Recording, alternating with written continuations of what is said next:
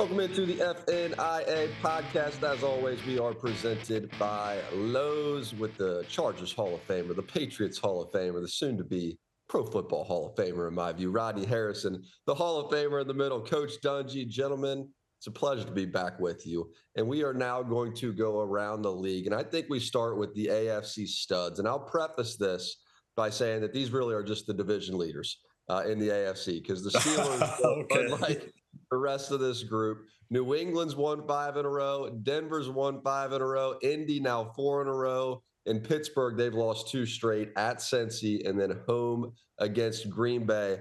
So, Coach, I'll start with you. When you look at this group, who do you feel like is real? Who are the real contenders in this bunch right here? Well, I look at Denver and I look at that defense. I think they're definitely a contender. The Colts have been playing outstanding football all year long, and 7-1, you can't argue with that.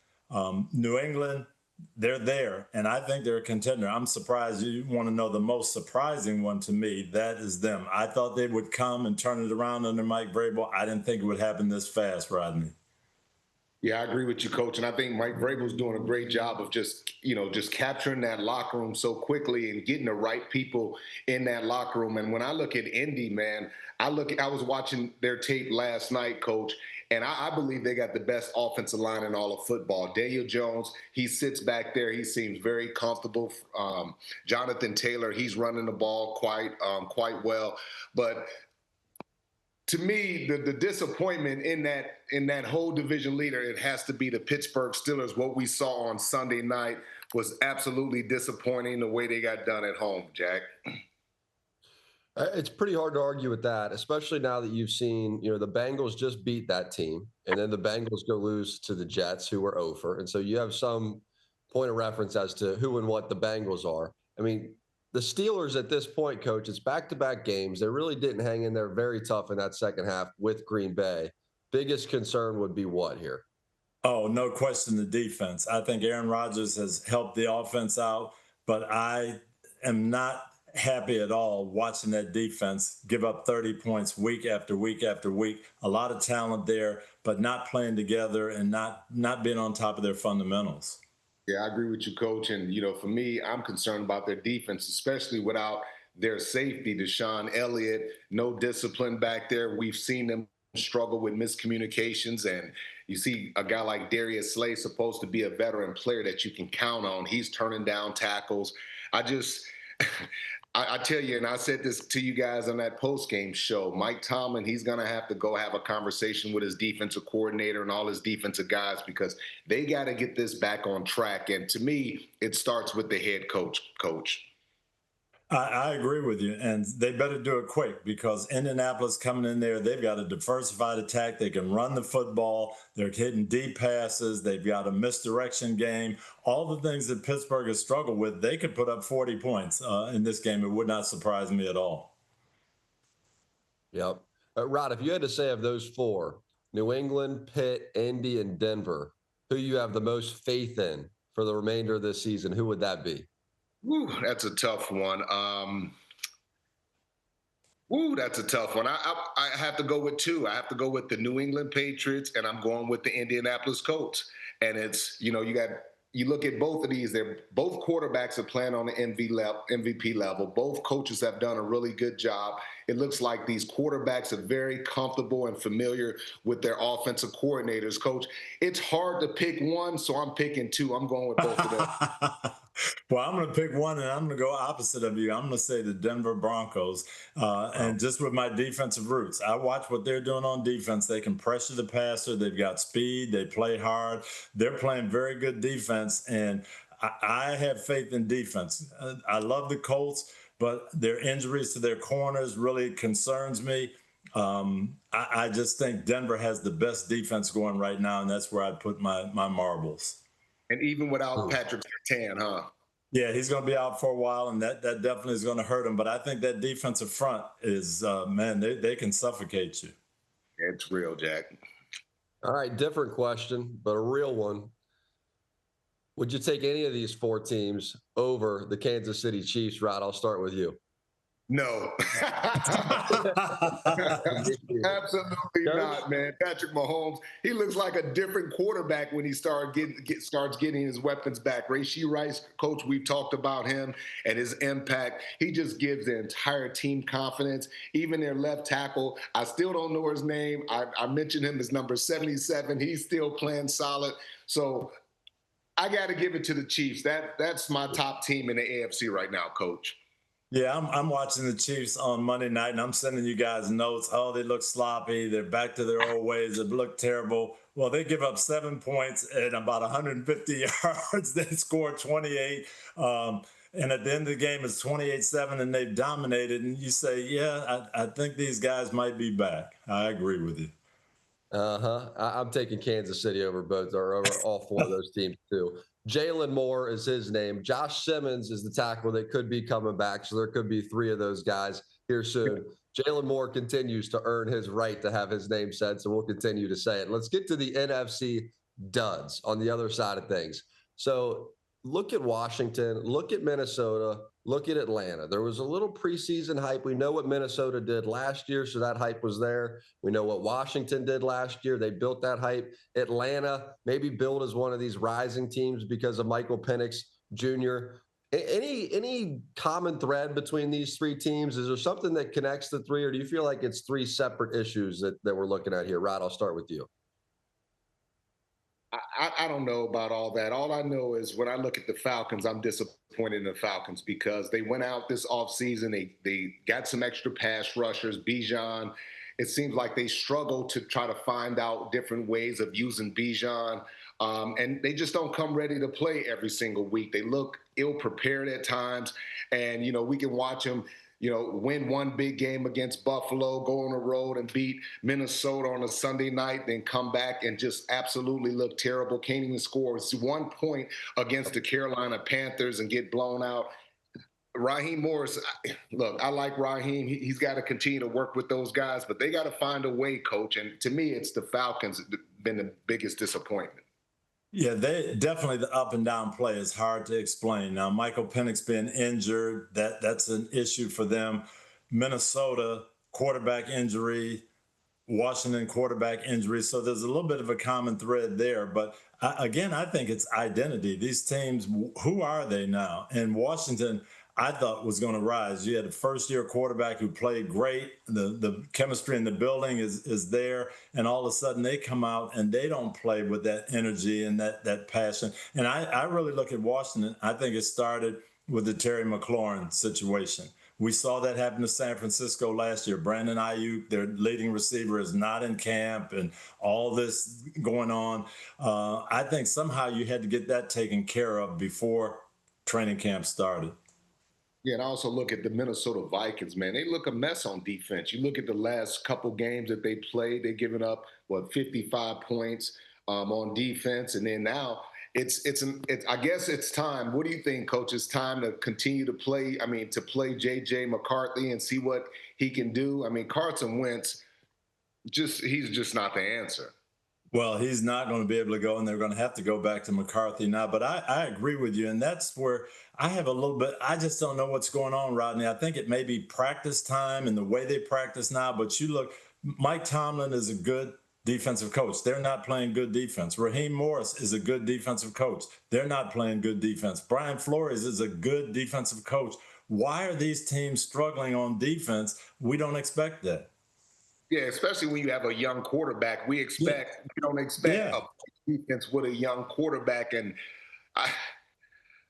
I thought Penix was going to be ready to take that next step. And I know you talked about his injury, but even when we saw him when he was healthy, he just didn't look the same as last year. And once again, remember Zach Robinson talked to us, Jack, and he said, I'm going to do everything within my power to get Bijan the football in different ways, and I just don't think he's done a great job of that this year. Yeah, I think it's part of the risk of rolling dice on a young quarterback that you're pretty sure about but not positive about. And it comes with upside. Upside is it's cheaper. You're not paying him $100 million. Downside is you don't know what the heck you got. And I got to look at Minnesota's situation more so than even Atlanta's. And I go, all right, you have 2 guys you liked. And at quarterback, I don't care about the money. If we're paying Daniel Jones $20 million a year, but we know we like him, I'm fine with that. If we know we like Sam Darnold, I got no problem with paying him. We're seeing what he's doing in Seattle. And I know that he's not done it in the playoffs yet. I personally believe that there will come a time, maybe even this year, where he will win a playoff game, maybe more than one.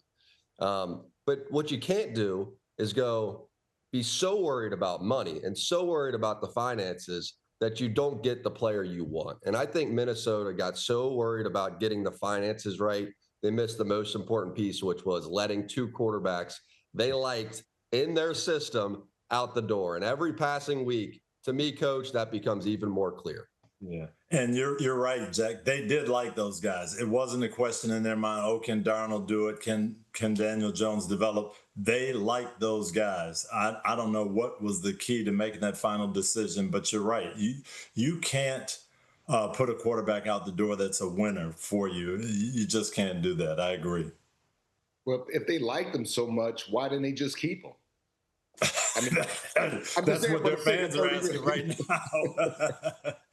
Yeah, I mean, I think it was because JJ, Rod. Like, I think that they were going to prove that their high draft pick was right. But the problem with these high draft picks is they're not always right. Like, just because you're a top 10, top 15, it doesn't mean that you're going to be a good quarterback. And every team around the league knows the hardest position to find a guy is quarterback. And if you have one, and shoot, if you have two, you got to at least keep one. They kept none and went with the guy that they're hopeful with. And also, I look at the Commanders, and it just shows how much they relied on Jaden Daniels last year, just emotional support. It's like they have this kid, and he was the key to their team. And, when you take him away, and then all of a sudden this entire team that's filled with veteran players, they look lost. They looked lost, and I was really disappointed in Marcus Mariota. I felt like that he had an opportunity to come in on Monday and do some things. He had two starting receivers back, and they just flat out laid an egg. Well, they did some good things, and this year they're running the ball. They're one of the top rushing teams in football, and it just hasn't translated for whatever reason. The passing game hasn't been as good. The defense hasn't been as good. They just don't seem to have that team chemistry, and I don't know why they don't. And now they're going to have Seattle coming into town, who's looking like one of the best teams in the NFC, and we can get into that on Sunday Night Football. But, Coach, I mean, can they hang in there with Seattle based on what you saw Monday night? They can, but it's going to be a struggle because what they do well is run the football. What Seattle does is take away the run with their front seven. And so now they're going to have to make some plays in the passing game. And whether it's Mariota or whether it's Jaden Daniels, those receivers are going to have to come through. We saw McLaurin go out of the game with that quad kind of re-injury. We saw Zach Ertz drop a key ball. That can't happen if they want to beat the Seahawks. Yeah, Seahawks have an excellent defense, and for me, it also comes down just to the offense being able to make plays. Is the young quarterback Jaden Daniels, is he going to play? Because that makes a huge difference in their psyche as a team. I think that's the most important thing we have to figure out. Yeah, I mean, between the knee and then the hamstring, I would say questionable at best, but we'll track it as the week goes along. Let's move it on down to the trade deadline because we have the trade deadline coming up. That's Tuesday, November the 4th, so under a week away from that. Teams that should be buyers at the deadline. Rod is smiling. Rod, who should be a buyer at the deadline? I'm going to go with Coach's team. The one team that he really likes is the Denver Broncos. And, Coach, for me, I'm not a big fan of Troy Franklin and Marvin Mims. I think those guys are more third receivers. So I'm looking at going out and getting a receiver, a quality number 2 to go alongside Cortland Sutton. And to me, that's Rashad Bateman from the Baltimore Ravens. I mean, this is a guy that he runs excellent routes. He's got great hands, and he's just a good football player. And I believe that if they can acquire a guy like him, that can really take that offense to the next level. But a dependable number 2, Coach. Okay. Well, I'm going to give you 2. I'm going to give you one that makes a little sense and one that's out of left field. The Vikings, we talked about them. What's wrong? They won a bunch of games last year. They got quality quarterback play. They got good defensive play. They're in the playoffs. They're struggling right now. They don't have a veteran quarterback on campus who can play. I would say with the track record of Kevin O'Connell, I'd go out and go after Jameis Winston and see if I can get him on the cheap and get that veteran guy who could come in and pick up the system like Josh Dobbs did, like Sam Darnold did, who can give us a spark and maybe take us to the playoffs next year, or this year, rather. Hey, absolutely love that, Coach. And I think this is a guy that can come in right away, capture the locker room with his personality. He's so unselfish as a football player, as a teammate. I think that's an excellent pick. Another one that I was looking at, too, if you're the Eagles, they need that number 2 receiver, a number 2 cornerback opposite of Quinyon Mitchell. And to me, I would go look at a guy like a Stephon Gilmore, a veteran. He doesn't cost a ton of money. He's experienced. And to me, their second corner, Kaylee Ringo, he's been so up and down. But this right now, if you go get a good veteran corner, that's going to give you a chance to really stabilize that secondary. I like to keep Cooper DeJean in that nickelback position. Yeah. He's very, very effective that way. I don't want to put him on the outside because I think that limits what he does as a defender. Keep him at nickel and bring in a veteran. I think that's going to help the Eagles. Well, I'm going to give you my one out of left field now. Please, okay. Please. Mike Tomlin criticized the Cleveland Browns for giving away Joe Flacco to a division opponent who was in need. I might see if the Cleveland Browns are just crazy. And if I was a contender, I might call them and see if they're ready to give me Myles Garrett. If I'm the Bills or the Patriots or the Colts and I need that one guy to turn on my defense, maybe I give you 3 number 1s. And I'm going to be picking high anyway, so it's not going to be that big of a deal. And I get this guy, and he clicks me into a Super Bowl. Just see if Cleveland might do that. Dude, what are you doing? Are you living in my basement or something? It's the same thing I was thinking. If I'm the Dallas Cowboys, there's no way I wouldn't call Cleveland and give up those 2 first-round picks, and I would throw in a 3rd first-round pick for Myles Garrett. And you imagine getting Myles Garrett, you got Kenny Clark. You know how many other defenders would love to come to Dallas and play in Dallas? Coach, I think that's phenomenal. I was really excited about that. Or my other pick was, hey, maybe you go get like a Jeffrey Simmons, a big defensive tackle to play alongside Kenny Clark. But, Coach, I'm telling you, last night when I was doing my notes, I'm saying, you know what? I wouldn't be surprised if the Dallas Cowboys will give up 3 first-round draft choices. Myles Garrett, and he'll be in a great situation. Man, I absolutely love it, Coach. That's why you got me so pumped up right now. Well, I could see Dallas doing that, and I could see one of those contenders, the Bills. Hey, maybe this guy is a shot in the arm that we need to win the Super Bowl, and I'd at least make that call. Yeah. Garrett's from Texas, played college football down there, so knows the area. You know, he'd be ecstatic. And Coach, not only do they get rid of Micah Parsons, who I thought wasn't a great fit personality-wise in that locker room, but you go out and you get the best defensive player on the planet. Yeah, and who's competitive and wants to win. We saw him slamming helmets when he got 5 sacks and they lost the game. Yeah, that is what you want on your team, no question. Absolutely. I could also make the case that it makes sense for Cleveland. Is that crazy? I mean, Cleveland to me has deeper issues than one great defensive player is going to solve. And 3 first-round picks might. And getting that kind of money off the books might. Would this make sense for Cleveland too, Coach? I think it would. And much as we saw them say, okay, Joe Flacco, we're not going to go to the playoffs this year. Let's unload that. I think it would make sense to build for the future. Rod? Oh, 100%. And you know, you bless a guy that's been so loyal to you. You know, he's been loyal because he wanted to stay there. He could have left and got relatively the same amount of money. But to do this for a guy and if Myles Garrett actually gets traded, he doesn't understand what's going to happen to him. He's going to get this new, fresh shot of energy. It's going to be like he's a brand new football player with just the energy, the mindset, the excitement that it takes to go to another team, especially if you have a chance to win. Like a Rodney Harrison going from the Chargers to the Patriots. Yeah. Chargers got him in the Hall of Fame one way or the other. Let's move it on down. Teams that should be sellers at the deadline. So this is the opposite, although we did kind of mention Cleveland within that. Coach, I'll start here. Teams that should be sellers are who? I think you have to look at those teams like the Browns, the Titans, the Dolphins, the Saints. You're not in it, okay? You're not going to win this year. What do you have to do to build your team for the future? Do you have some assets that someone might want? And I think when you're in that boat, you have to look at this as a way to get draft capital for next year. Yeah, and that's what you do. You look at some of the guys, you say, maybe we're building toward a good team, and you have a kid like a Cris Olave, if you're the Saints, and you have to pay him big money. Maybe you release him, maybe you trade him, and you get some draft choices, and you try to build your team a little differently. But pretty much that's it. I mean, if I'm the Dolphins, I'm looking to move Jalen Waddle. I think he's a valuable asset that they can help, that they can get rid of, the big salary, and the Saints as well. With the Dolphins winning and finally getting a win this past week, I mean, I know that they're still distant from the pack here, Coach, but you're still in the same boat.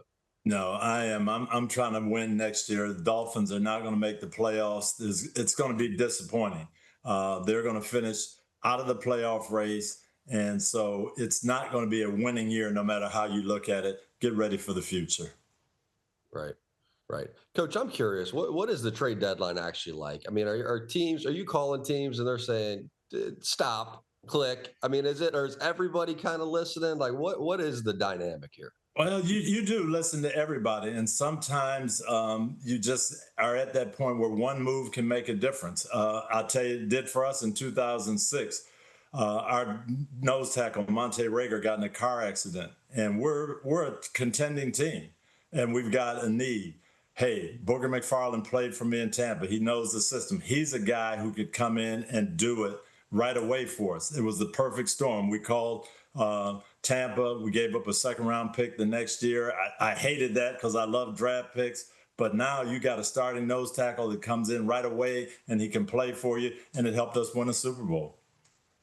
All right, so everybody's listening. Everybody, even the teams. Now they may hang up after you say, "Hey, we want 3 number 1 draft choices," but they're going to pick up the phone and listen, definitely. Okay, that's interesting. All right, so here's a little finish the sentence. Don't be surprised if blank. Rod, is there a don't be surprised if blank may happen? Yeah, that was my 3 draft choices from the Dallas Cowboys to the Cleveland Browns. That was my whole point with that, and that's something that I would definitely do, Coach. You got 2 free first-round picks. You add another one, then you get the best defensive player on the planet, a guy like you talked about. I would be ecstatic to come in and to be that example. Myles Garrett, think about him. He's not just a fantastic player, but he's a great person having in that locker room. He's never complained. He just shows up for work every single day.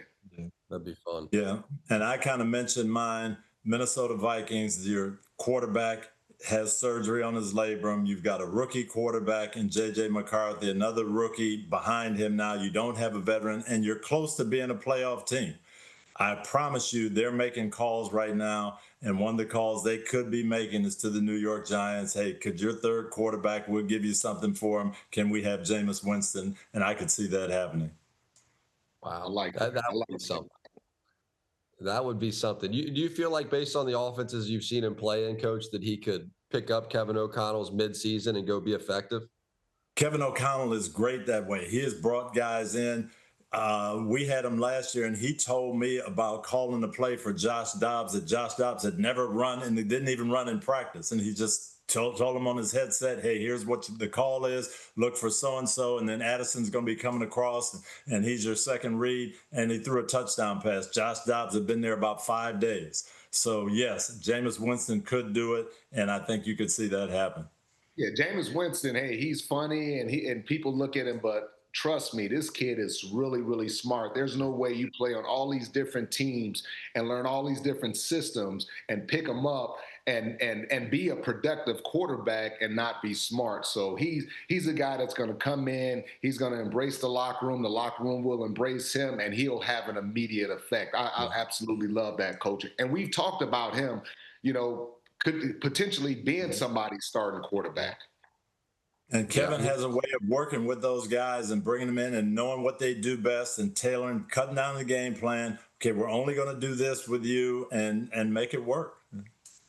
Yeah. I mean, when Burrow got hurt, he was one of the top picks that was floated around coming here. Mm-hmm. Zac Taylor preferred going with Flacco, so now he's still kind of available. And shoot, the Giants are in that same mode that you're talking about, where it's, they're kind of playing and building for next year a bit at this point too. Let's get down to the FNIA offensive awards, midseason awards. We'll start on the offensive side of the ball. The offensive player of the year, midseason, Rodney, for you would be who? This is tough. But I got to go with Drake May. Drake May has been fantastic this year. He's come in. He's taking care of business. He's given these guys a belief. They said, well, he doesn't have many weapons. He's passing the ball to all these guys. He's utilizing his tight end. They talked about the offensive line's not very good. He's scrambling. He has just been fantastic. As much as I would love to go with Jonathan Taylor, Drake May just kind of edged him out right now, Coach. Well, Drake is having a great year. They've won 5 in a row. He's red hot. But I have to look at the Colts. They've got the best offense in football. Jonathan Taylor is on pace for 30 touchdowns. He's going to lead the league in rushing, and he's on pace for 30 touchdowns. Right now, I think he's the best offensive player on the best offensive unit. And, Coach, he is fantastic out of the backfield. They got, and I said this earlier, guys, you start watching their offensive line, and these guys work extremely well together. And quietly, they're not getting enough credit for, we sit there and we applaud the Philadelphia Eagles and how great that offensive line is. You go take a look at the Indianapolis Colts, and you see all the time, and you see Jonathan Taylor coming through those holes, and he's not getting touched till he's 7-8 yards down the field. It is really special to watch. And then Quentin Nelson, you just see him blocking 20 yards down the field, just how athletic he's moving. It's really, really fun to watch, Coach. I agree with you. And they are very balanced. These guys can pass protect. Daniel Jones is one of the leaders in fewest sacks. They can run block. And you're right. They have fun. They energize each other. I love when Jonathan Taylor has an 80-yard touchdown. The first guy in the end zone is Quentin Nelson. The receivers are already down there, and somehow Quentin Nelson beats them to the end zone. That's the type of offensive line they have. Love it. He was the same at Notre Dame. I mean, nobody likes to party more than Quentin Nelson. I'll tell you that. A guy just likes to have a good time. There's going to be a celebration. He wants to be down there with him. Let's get to the odds, because right now Jonathan Taylor is the heavy favorite for Offensive Player of the Year. He's minus 275. The next closest would be Jackson, Smith, and Jigba, and he is plus 500. There's some varying odds, but he's hovering right around plus 500 as you look across the books. Puka Nacua would be third, Jamar Chase, Christian McCaffrey, and Bijan Robinson. I'm interested that there's no quarterbacks in that top 5 or 6 guys there. Is that just because they reserve that for the MVP award? Is that how you see that? Yeah, that's what happens. That's the way they vote. Okay, the best quarterback or the quarterback who has the best year is going to get the MVP award. And then they feel like, well, we don't want to give the Offensive Player of the Year to another quarterback, so let's go to a different position. And so that's why the odds are stacked that way. Hilarious. They could just name it the MVQB award too if they want to just make it real easy so we know what we're talking about. All right, the FNIA Defensive Player of the Year midseason award. Coach, let's have you go first this time.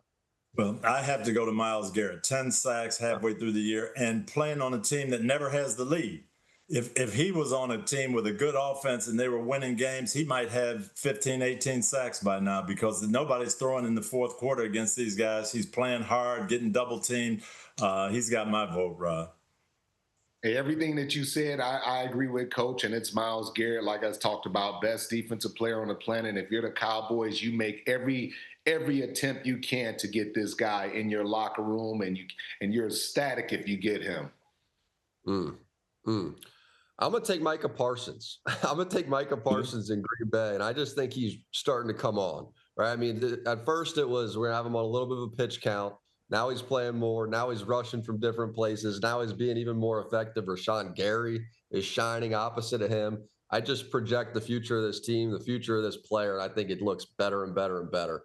The odds as it sits, Micah actually is the favorite over Myles Garrett. He's plus 150, Myles Garrett plus 250, so those are close. Aiden Hutchinson is third. Nick Bonito is fourth. Will Anderson is fifth. And Jared Verse is sixth. So any surprise there, Rod, listening to those names? Not really. Micah, because all the hype that comes with Micah Parsons, but he's not the best defensive player. You can ask any offensive lineman and who they're afraid of, and it's Myles Garrett. He is completely different than any other defensive end in National Football League. And Micah's really, really good, and he's probably right up underneath Myles, but Myles Garrett is the standard, coach.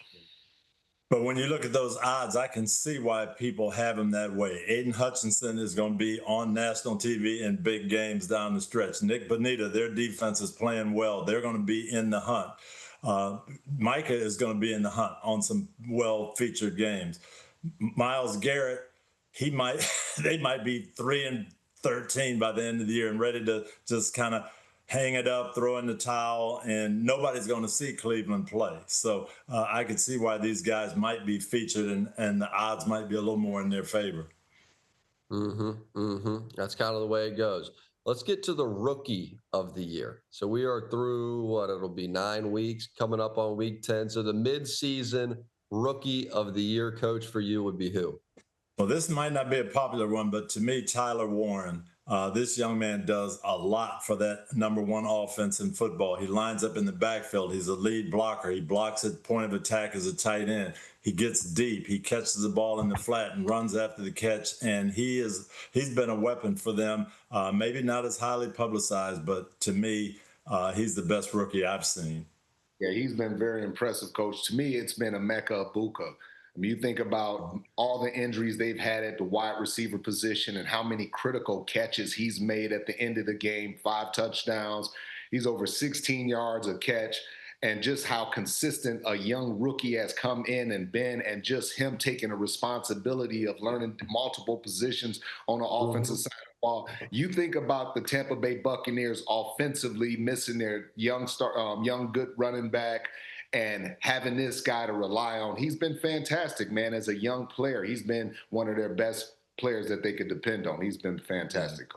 I agree with you there. Tyler is kind of a complementary piece in the Colts offense. Egbuka has taken over as the number one receiver. So I definitely see what you're saying there. I actually like doing this because it's not like you guys are peeking at the odds. You guys are going straight eye test and what you feel, and then I'll give you the odds at the tail end. The top name right now, as surprising as it may be, is Jackson Dart at -105. He is the top name for Rookie of the Year. Emeka Egbuka, Rodney's guy, number 2 on the list. Tyler Warren, coach, number 3 on the list. You get down to Ted McMillan for Carolina. He would be 4 on the list, and Ashton Genty would be 5th on the list, the running back out of Vegas. Coach, any surprises there for you?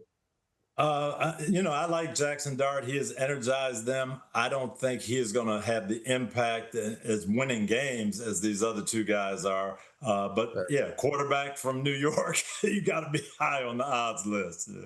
Yeah, same thing with Jack. I'm with you, Rod. All right, let's get down to the coach of the year, mid-season coach of the year. Coach Dungy, who might that be for you? Well, I'm going to say Mike Vrabel. Shane Steichen was my other thought, but Mike Vrabel has taken this team from a low position to a place we thought they'd get eventually, but he's done it much quicker. And I just think right now, halfway through, he's my coach of the year. Shane Steichen, he's been fantastic. But for me, Coach, I agree with you. It's been Mike Vrabel. And you think about this is his first year with the team. And when you have that first year with the team, you're trying to break through a lot of that organizational scar tissue that's been there, trying to get your own guys. And it's been incredible the way he's come in and really captured that locker room. He's even had an impact on Mr. Kraft and the way Mr. Kraft is walking around. And you think about it, too. I mean, they beat Buffalo. They scored over 30 points the last 2 games. So Drake, to me, they've done an excellent job with him, Josh McDaniels and Mike Vrabel. No, they really have. I expected to see this year 2, but I did not expect to see them contend for the division title year 1. So I'm looking at the odds now, and Shane Steichen would be the leader in the clubhouse as it sits. +120 he is. Mike Vrabel right there with them. He's +250. God, it's hard not to think about those 2 above the pack here. Mike McDonald would be the 3 spot. He's +1,600, so there's a gap in those odds. And then Dan Campbell would be next. Kyle Shanahan rounds out the list with the 5 spot, their coach. So Steichen and Vrabel, those kind of the top 2 as you see it here. Makes sense? Yeah, they are, just from unexpected standpoint. Dan Campbell, we expect them to be good. He's done a good job. Kyle Shanahan, we marveled at how they're overcoming injuries, so I can see that. But I don't think anybody expected this from the Colts or the Patriots, and that's what you have to take into consideration. Oh, Shane Steichen has Daniel Jones, okay? Remember, they were talking about why did they pay him $40 million? They got him looking like he's John Elway. I mean, Daniel Jones is playing phenomenal football. You go back and you watch some of the throws he's making, a lot of the decisions that he's making. I mean, he's been fantastic. And if you can rip out that old thought process of Daniel Jones, you say, man, this quarterback is one of the top 2 or 3 quarterbacks in all of football right now. Coach, who's playing better than him? No, he's playing lights out, and you have to give Shane Steichen credit for 2 decisions that he made. Making that call, playing Daniel over Anthony Richardson, even though Richardson was your number 4 pick, and there's a lot of pressure to play him, doing the right thing, trusting your eyes. And then the second decision he made that really goes overlooked is hiring Lou Anarumo. That has really helped them, and not everybody would do that as a coach. I'm going to hire a guy that I don't know. He's from another team, don't have any background with him, and it's been a very, very good decision. Yeah. I mean, the story of the year in many ways has been these second chapters, like teams that give up on a young quarterback that they gave him a couple years playing on a bad team in a bad environment, on a bad roster, and it didn't work. And they go, the quarterback's part of the problem. He's got to go. And they Daniel Jones, Sam Darnold. I mean, shoot, even Baker Mayfield to some degree. He could still be playing and winning in Cleveland. And now look at them with this second chapter, mid to late 20s, and making it happen. Go ahead, Rob. Jack, you said 2 important things. You said roster and environment. And that's what these teams are doing. These teams are building a roster, getting good players around these guys, but also having just the right people in that locker room. And it's phenomenal, Coach, when you're able to walk in the locker room and you believe in the coaches, you believe in the players, you believe in the quarterback. And, just seeing these 2 teams, that's what they do. They believe in their guys. And even let's look at New England. How many of us were saying, well, Drake May might be a bust last year? Drake May, should they have picked him number 3? And now you change the environment, you bring some different people in, you bring a different coaching staff in, and we're talking about him as a possible MVP. And that's in 1 year. That's incredible. That's in 1 year. That's not even 1 year. That's like 7-8 months. Yeah. And we may still have not even seen the peak of what that is capable of being yet. And that's a scary thought for everybody else. NFL officiating. This came up during the Sunday Night Football final post-game show. Under fire a bit, and really during Sunday Night Football too. There was some missed calls in that game. Coach, how do you see this? Because we've seen moments where it's officiated from New York with the expedited review. We've seen moments where they still have to challenge it. I mean, how do we blend these 2 worlds and get everything right? Yeah, and my problem, Jack, is not with the missed calls. That happens. We don't want it to happen. It shouldn't happen. But when we're fixing the missed calls, and now we fix some of them, but we don't fix others. And now we have some calls that are changed by challenge. Some are expedited review, and all of a sudden they hear the headset and the call changes. And then others, they have a conference and they say, we know 100 million people are watching this Philadelphia Giants game, and 99 million of them think it's a fumble, but we can't change it. Well, that is a problem for the NFL. And you got this replay system, and it's become more and more progressive. We're changing more things, but all of a sudden we don't change some obvious calls in big moments. I think that's a problem for the NFL. Yeah, I think the biggest thing is just consistency. If you're going to go to the NFL offices and you're going to look at one call, look at them all. So so there's a level of consistency. And the one weird thing, Coach, and you had mentioned this earlier before we actually got on the show, is that, it showed 5 inches that it was like The virtual measurement. Yeah, it's like a virtual. And I'm like, where the heck did this come from? Now, are we just supposed to take you guys' word for it just because you say it's 5 inches? It was really weird and uncomfortable situation, Jack. Why are you laughing, Jack? I'm laughing because we did this whole thing and we did the USFL, right? You guys know that. And so we went through this whole process and the vast majority of the league was innovation. How are we going to innovate the broadcast and the rules and the measuring of first downs and getting rid of the sticks and all this stuff? And the virtual measurement thing, it just doesn't work. And the league saw it in the preseason. They already had talked about it, so they wanted to continue to prove that it works, and they rolled it out Monday night, and that didn't work great. But the problem is, by the time they actually get the ball spotted and then try to build the graphic and the animation to make this thing happen, they're already snapping the football. It's like you already missed the part that mattered. And so there's a speed process to this that matters, and that whole graphic and the way that you build it, it just doesn't fit the speed of the game. And if somebody goes up tempo, now you're really screwed.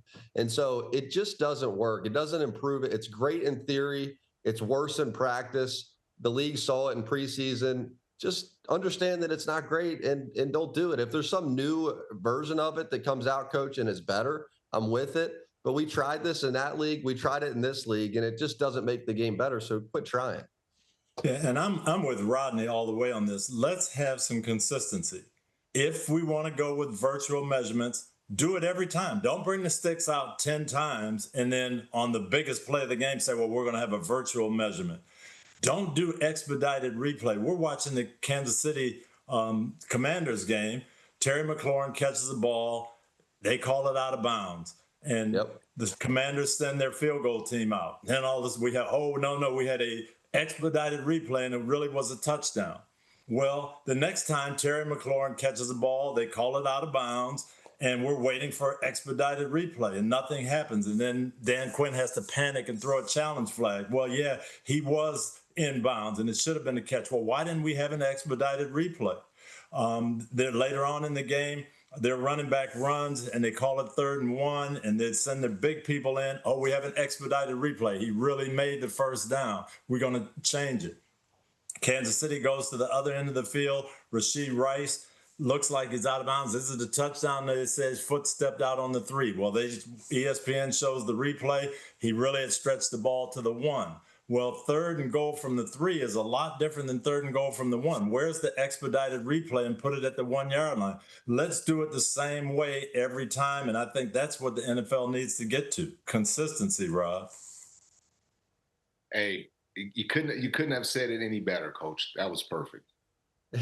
I think 99.9% of people would be with you guys, including the coaches, right? Because it drives the coaches crazy to go on. So do I have to throw my red challenge flag? Or are we jumping the official's ear? You know, it's like, what are we doing here? So, Coach, why would it not be across the board? Like, because you said the league at one point, they weren't even going to bring in replay at all. Now we brought in replay, but you had to challenge. Now there's some expedited. Why would it not just be get everything right?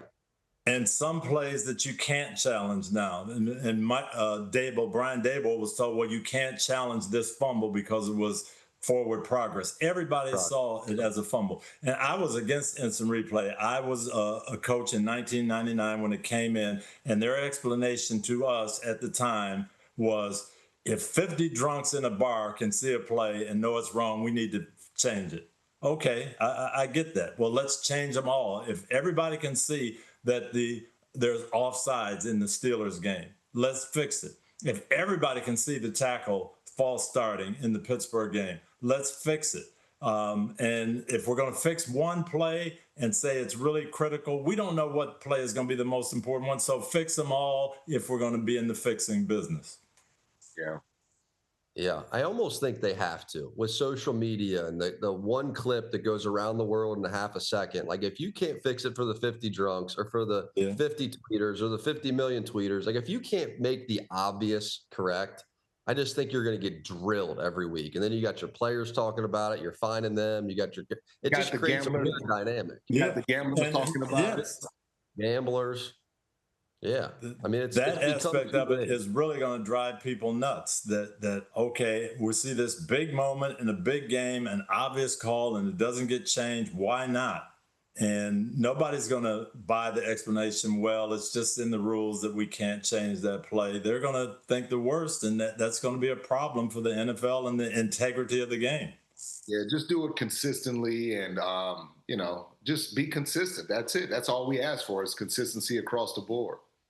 Yeah. And I even think about forward progress. Like, you can hear the audio. We knew that there wasn't a whistle until the ball was. Why can't we challenge that, Coach? I mean, that's like, I know that's been the one little caveat, but why not? Down here in Tampa, Antoine Winfield picks up a ball, runs in for a touchdown. They say, well, the whistle blew. They have all kinds of replays. No one to this day has not heard a whistle on that play.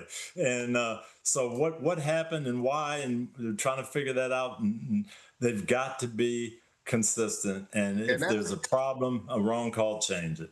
That's the reason why so many fans, they're quick to say, oh, the NFL is fixed, all the games are rigged and all this other stuff, man. Just be more consistent with the calling and just get it right. That's the main purpose of all this, is getting it right on a consistent basis. Yeah, if the eye in the sky doesn't lie, then just tell us the truth on every play, and we'll be all good.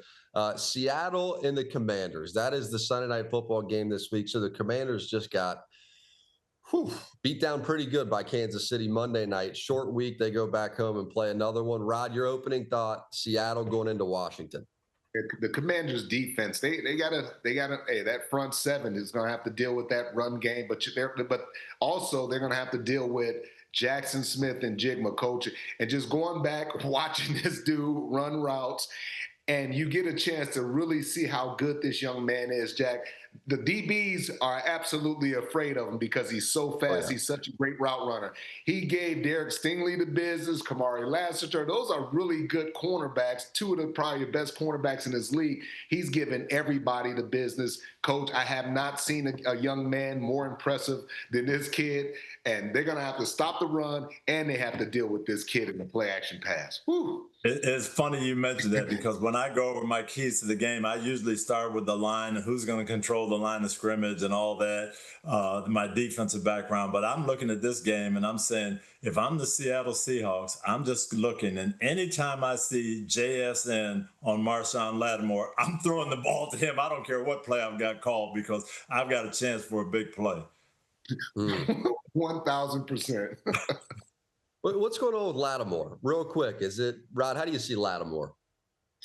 You know what, Jack? The thing is, he's been getting away with just out there playing, not great technique, taking chances, guessing, and he's been getting away with that. But teams have, really schemed against him, double moves, attacking him in some of his weaknesses, and he's just not playing with a lot of confidence. And when you're a cornerback, as Coach knows, your biggest thing is being confident, being able to forget about a play that you gave up and being able to bounce back. And this has been happening over the last year and a half, where he just hasn't played with a lot of confidence. I don't think he can run like he used to be able to run, Coach. Yeah, he's lost a step, so therefore he's gambling a little bit more, taking chances. And there was a time when they had an outstanding pass rush, when they had all those defenders, Chase Young and those guys, so the ball had to come out quick. So now I can take some chances. Well, if you're gambling and you don't have that rush and the quarterback has a little more time, it shows up. And I think that's what's happening to him. Yeah, fair enough. Seattle 11. So this is in the last 11 road games. They're 10-1. That is an amazing stat. 10-1 their last 11 road games. Washington, they have 5 losses in 8 games this year. They had 5 losses total all of last year. And so it's just kind of a different story. But 10-1 the last 11 road games, Coach. I mean, how does that hit you? They've done an outstanding job of locking in and tightening up when they go on the road. They've got a great front seven. They play good defense, and that really helps them. And I'll tell you what, the NFL schedulers, I have to kind of shoot an arrow at them, to have Seattle coming off a bye and Washington playing on Monday night on the road, now a short week after a road trip. It couldn't be a worse situation for them. So I don't know who set this up, but if I was Dan Quinn, I'd be complaining as soon as that schedule went out. Now you have Monday night, and we got a couple guys, Laramie Tunsil, hamstring injury, McLaurin quad injury, sat out the fourth quarter. They've got to come back on a short week against a team that's rested and fired up. Man, Coach, nobody cares about that. You got to do what you got to do as a team. You got to do it. You got to do it. Yep. Yep, no question. Well, they've got that front is going to determine things. Washington runs the ball. They want to run the ball. That's their strength. They have to run it well. Seattle front seven, especially that defensive line, Leonard Williams and those guys, they get after it. That's going to be the battle to me. This is going to be a big game for Washington, and I don't feel great about them as of Wednesday here, sitting here with you guys. They're 3-5. This could be 3-6. Yeah, it is. It is their season. This is their season right here, bro. I agree with you. Well, I'm honored that we get I will say this, Jack. We did say that in Kansas City, right? Oh, well, they were coming off a Monday night road game. They didn't look good. They're struggling. They got the Lions coming in. This doesn't look like it. And that championship mentality came through for Kansas City that night. That's exactly, I think, what Rodney's saying. Washington, if you want to be a playoff team, you got to bring that Sunday night. Yeah, no, and to me, they need their starting quarterback. I mean, he's the guy that brings them that confidence and brings them that energy. They do, and I just don't know that he can provide the same spark with a hammy and with a knee. You know, I mean, I just don't know that it's the same, Coach. I mean, is it? Even if he were to try to cut it out. Yeah. Totally agree, because his strength is moving around, getting away from the rush, making plays on the move, making plays that break down. Can he do that against this Seattle front if he's at 75, 80, 90%? We'll see. And Coach, especially with the speed of Seattle, you talk about Ernest Jones, and defensive backs, and all the different guys they can rotate. And their defensive tackles are so active. It's not like you can ever take a break with those interior guys, Byron Murphy and Leonard Williams. They have an outstanding bunch, man. They're really good. Yeah. Well, there's only one way to find out, and that is we jump on the plane and we go to Washington, D.C., and we kick it off, Coach. That's the only way to do it. What a pleasure, guys. I really enjoyed talking football with you. This used to be a 30-minute podcast. We just did about an hour. It may be 2 hours next week. I don't know. Football Night in America podcast. We are out. We will see you in the nation's capital. Great seeing both of you. Cheers.